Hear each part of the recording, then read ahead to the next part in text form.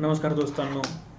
आपण या व्हिडिओच्या दुसऱ्या भागामध्ये आहोत आणि या तत्पूर्वी आपण ह्याच्यामध्ये एन पी ए म्हणजे काय ते बघितलं, त्या एन पी एचे पार्ट्स बघितले. आता या एन पी ए विरोधी करावं तरी काय, हा सगळ्यात महत्त्वाचा प्रश्न आहे. तर आता या सेक्शनमध्ये आपण काय काय बघणार आहोत, तर आर बी आय याच्याबद्दल कोणता कायदा आणतं, आर बी आय काय सांगतं बँकांना, जर ह्याच्या विळख्यात शेतकरी अडकला तर त्याचं काय, त्यांना लोनचे जर पैसे भरले नाही तर काय, शेत जमिनीवरती या सरकारचा ताबा येऊ शकतोय का. आता दोस्तांनो, या एन पी ए विरोधात एक मस्त कायदा सरकारनं तयार केला आणि हा कायदा होता तो that is SARFAESI act, securitisation and reconstruction of financial assets and enforcement of securities interest act 2002. याचं दुसरं नाव आहे सरफाईसी. याचं दुसरं नाव आहे काय, सरफाईसी.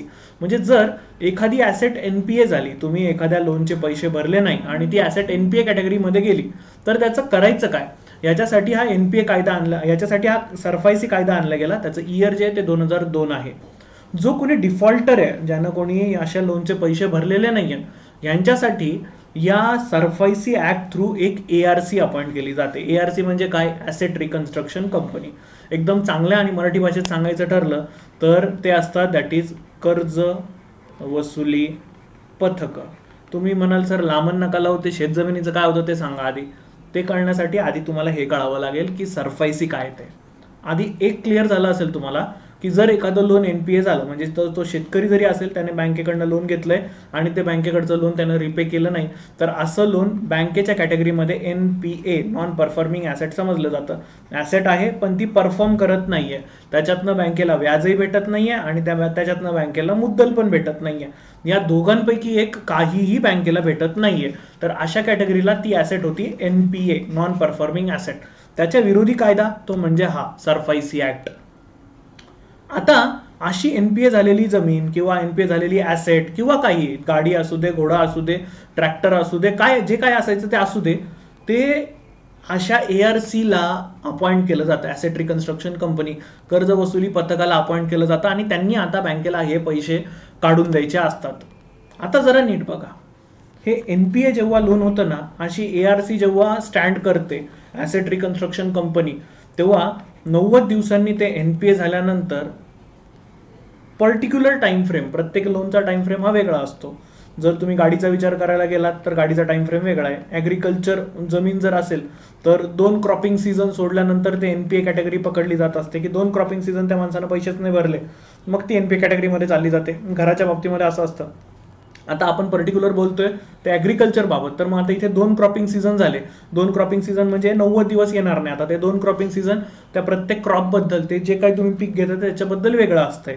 त्याच्यानंतर पहिली नोटीस जात असते आणि ही लीगल धमकी असते की तुम्ही जर समजा आता असे पैसे आम्हाला दिले नाही तर मग आम्ही बघा तुमचं आता काहीतरी करूया. हां, तर आता सगळ्यात पहिलं आणि महत्त्वाचं ते म्हणजे ॲग्रिकल्चर लँड या सरफाईसी कायद्याच्या अंतर्गत येत नाही.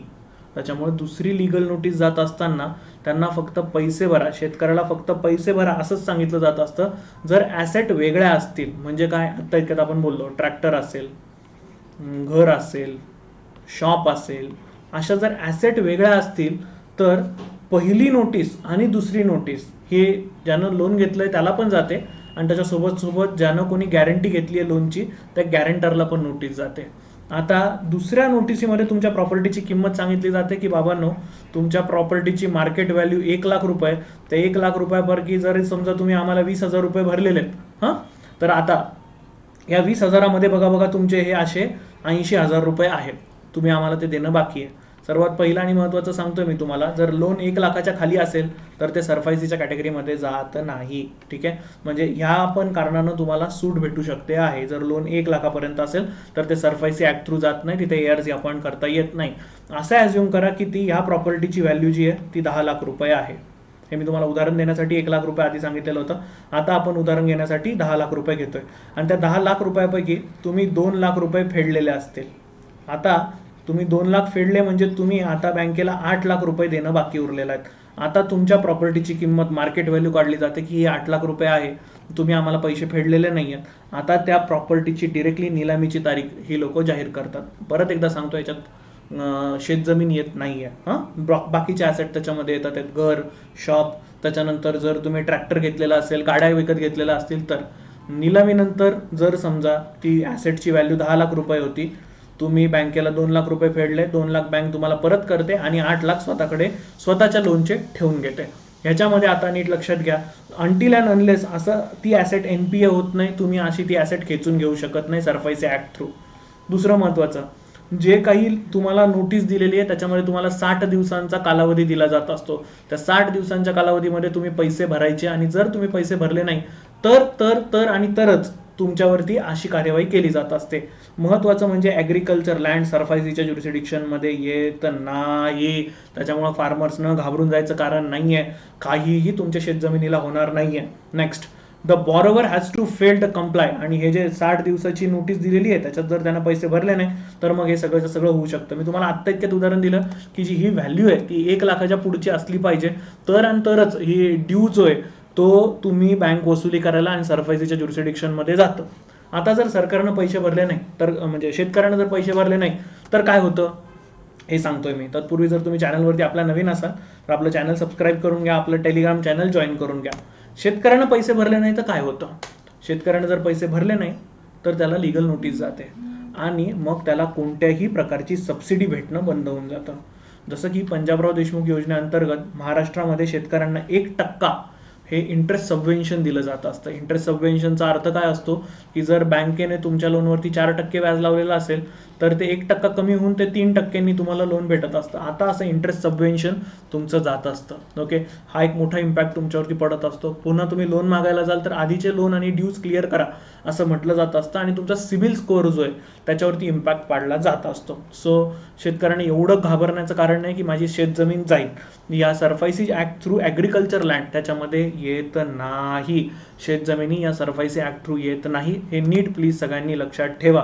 आणि याच्यामध्ये बँकांवरती देखील खूप सारे लॉज टाकण्यात आलेले आहेत. अशी जी ARC आहे तिला हे सगळेच्या सगळे कामं दिलेली असतात. आता ह्याच्या विरोधात मग शेतकऱ्याला पण काही अधिकार आहेत का, तर हो, शेतकऱ्याला पण ह्याच्यामध्ये काही अधिकार आहे. एक, DRT नावाची व्यक्ती अपॉइंट केली जात असते. DRT, डेब्ट रिकव्हरी ट्रिब्युनल, ह्याला अपॉइंट केलं जात असतं. असं ॲज्युम करा की शेतकऱ्याचं मत पडलेलं आहे की नाही, मला सांगितलं गेलेलं तर ही टर्म आणि ही टर्म फुलफिल केली नाही म्हणून मी माझे काही पैसे भरले नाही.